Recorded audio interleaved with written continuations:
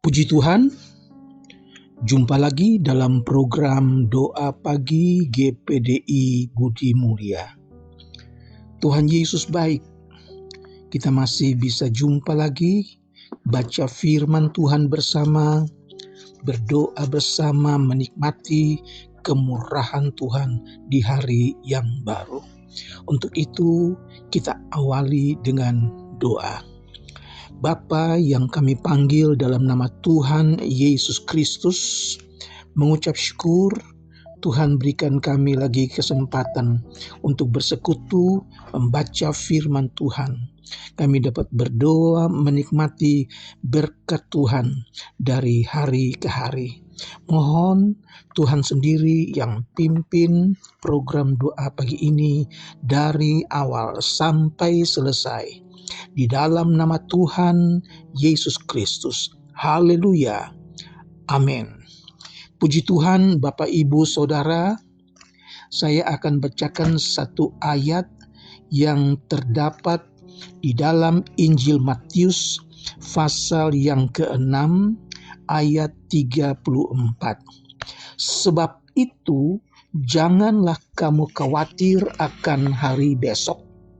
Karena hari besok mempunyai kesusahannya sendiri. Kesusahan sehari cukuplah untuk sehari. Haleluya. Puji Tuhan, Bapak, Ibu, Saudara, meskipun tema ini sudah berulang-ulang kali ditayangkan, sudah sering kali dibawakan di dalam khotbah, di mimbar, tetapi tetap tema ini, rasa khawatir ini tetap menjadi perbincangan jemaat di hari-hari belakangan ini. Karena kita hidup bukan lagi di zaman yang melimpah, tapi justru penuh dengan hal-hal yang membuat rasa khawatir, rasa cemas menghadapi kehidupan sehari-hari, rasa cemas akan sesuatu hal. Dan ini perlu kita ingatkan lagi bahwa Yesus ingatkan supaya jangan kita khawatir, jangan kita gelisah, jangan kita merasa tidak tentram menghadapi hidup ini. Karena kita harus percaya bahwa di dalam Yesus ada pertolongan, di dalam Yesus ada jalan keluar. Puji Tuhan, saudara-saudaraku yang kekasih, saya ingat satu ayat yang terdapat di dalam Roma pasal 8 ayat yang ke-28. Kita tahu sekarang bahwa Allah turut bekerja dalam segala sesuatu untuk mendatangkan kebaikan bagi mereka yang mengasihi Dia, yaitu bagi mereka yang terpanggil sesuai dengan rencana Allah. Haleluya.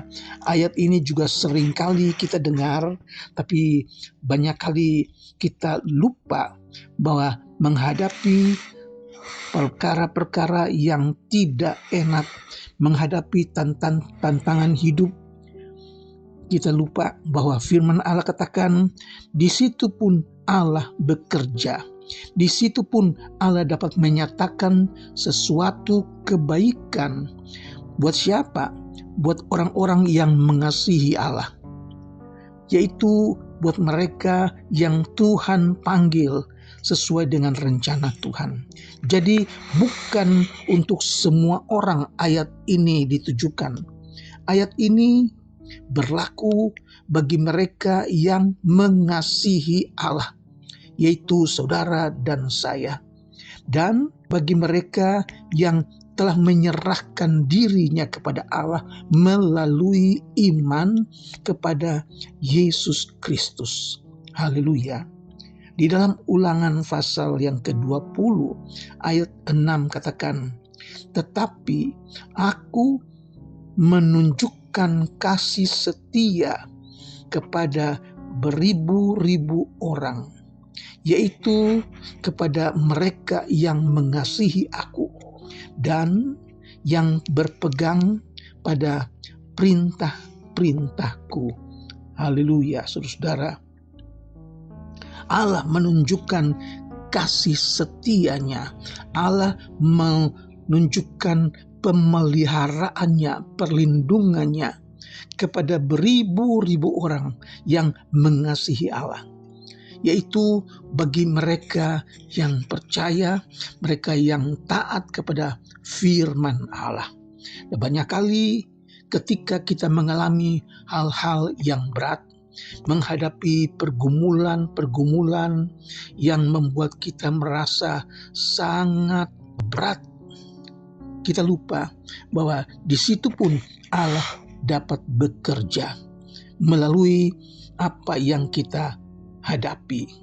Saya ingat Kejadian pasal 45 ayat 5. Di situ dikatakan oleh Yusuf, janganlah bersusah hati. Ini Yusuf katakan kepada kakak-kakaknya, mereka yang datang ke Mesir untuk membeli gandum di Mesir, karena di kampung mereka gandum sudah habis. Terjadi bahaya kelaparan yang parah waktu itu, sehingga ayah mereka Yakub suruh mereka pergi ke Mesir, beli gandum di Mesir.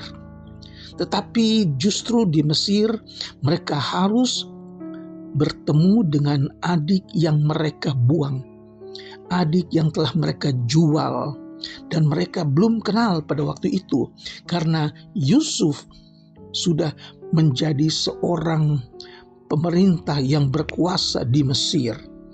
Mereka bayangkan, karena Yusuf yang mereka jual adalah seorang anak yang masih muda belia, seorang yang tidak punya apa-apa. Tetapi ketika Yusuf bertemu dengan saudara-saudaranya, dia mulai bertanya kepada adiknya Benyamin, dia mulai tanya kepada mereka tentang papanya Yakub, dan mereka mulai curiga, kok dia tahu adik kita ada yang satu bernama Benyamin, kok dia tahu bahwa ayah kita bernama Yakub.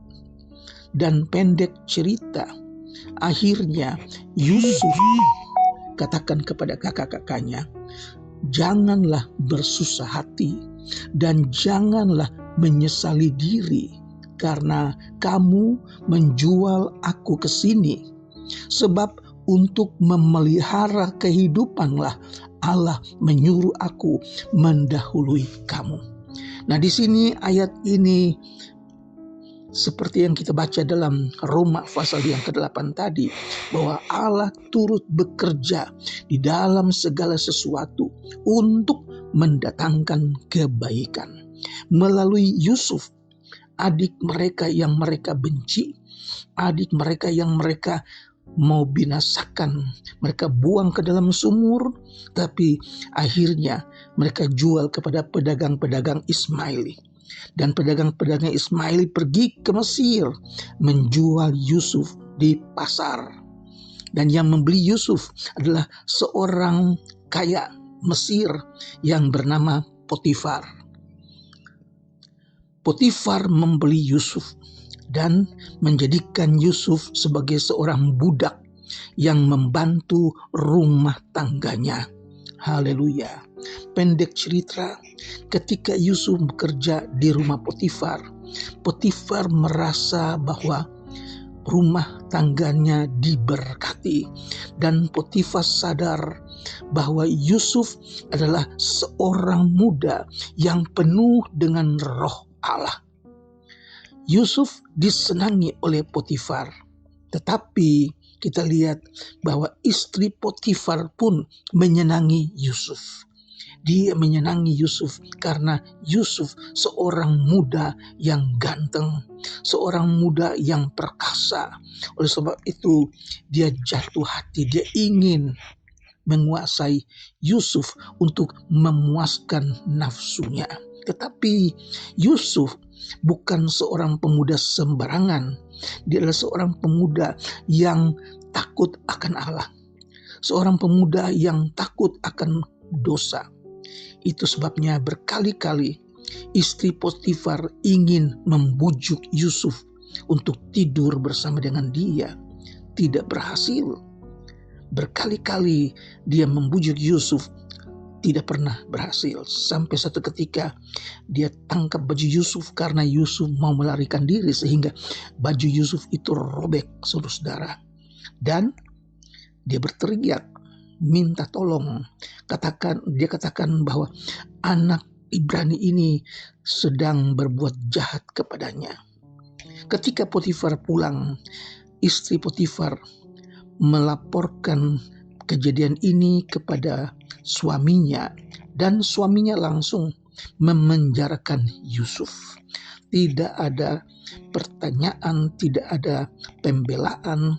Yusuf dijebloskan ke dalam penjara. Saudara-saudara, tetapi Tuhan menyertai Yusuf. Di penjara pun Tuhan memakai Yusuf. Tuhan membuat orang-orang senang terhadap Yusuf.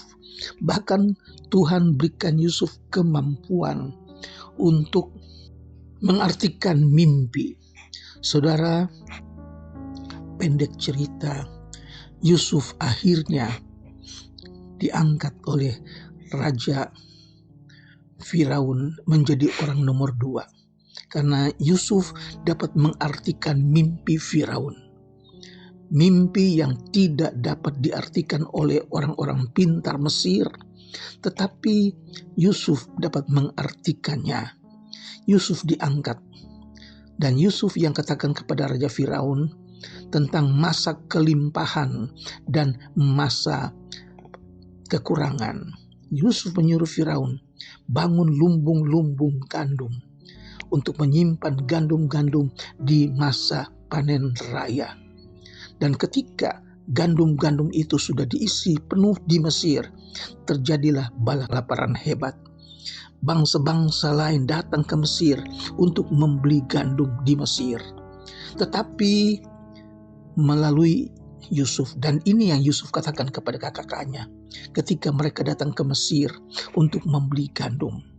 Yusuf katakan, janganlah bersusah hati dan janganlah menyesali diri karena kamu menjual aku ke sini. Sebab untuk memelihara kehidupanlah Allah menyuruh aku mendahului kamu. Puji Tuhan, dalam penderitaan, di dalam linangan air mata, Allah punya rencana. Di situ pun Allah dapat bekerja. Haleluya. Oleh sebab itu Tuhan Yesus ingatkan lagi, jangan kamu khawatir tentang hari esok. Hari esok punya kesusahannya sehari. Kesusahan sehari cukuplah untuk sehari. Haleluya. 1 Korintus pasal 2 ayat yang ke-9 katakan, tetapi seperti ada tertulis, apa yang tidak pernah dilihat oleh mata dan yang tidak pernah didengar oleh telinga dan yang tidak pernah timbul di dalam hati manusia, semua yang disediakan Allah untuk mereka yang mengasihi Dia. Puji Tuhan, apa yang tidak pernah kita duga, apa yang tidak pernah kita pikir, Allah sudah sediakan buat kita, yaitu orang-orang yang mengasihi Allah, orang-orang yang mengandalkan Allah.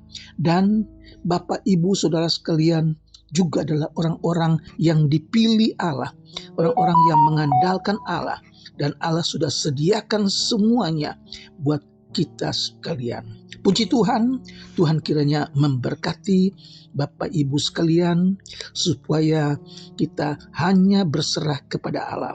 Tidak perlu khawatir yang berlebihan, tidak perlu cemas, tidak perlu bergelisah untuk hari esok. Hari esok ada susahnya sendiri. Hari ini susahnya cukup untuk hari ini. Tuhan memberkati di dalam nama Yesus. Amin. Mari kita berdoa.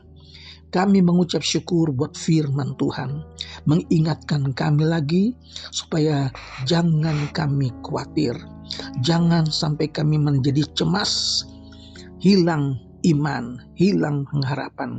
Tapi biar kami taruh harapan kami hanya di dalam nama Yesus. Tuhan Yesus yang berjanji, Yesus juga yang akan menepati janjinya. Memberkati semua pemirsa yang mengikuti program doa pagi ini. Tuhan Yesus, rumah tangga Tuhan berkati, pekerjaan kantor, pekerjaan di rumah, pekerjaan dalam bidang transportasi, mereka yang mencari rezeki, Tuhan berkati. Berikan kesehatan, kekuatan, tambahkan sukacita di dalam melayani.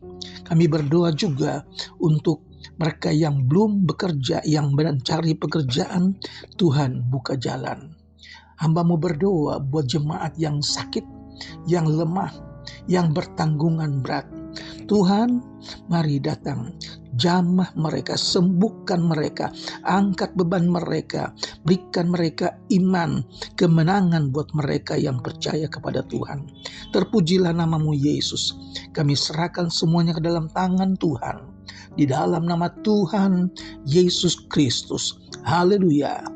Amin.